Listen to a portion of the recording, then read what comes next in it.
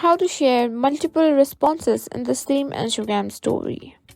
If you love interacting with your followers on Instagram and want to share multiple responses to your question stickers in the same story, today's video is for you, so let's get started.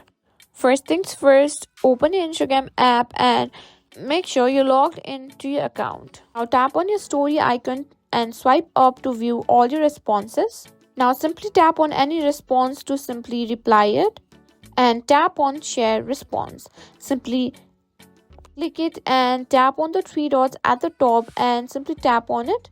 You can resize it wherever you want like this. After you've resized it, simply tap on three dots and click on save.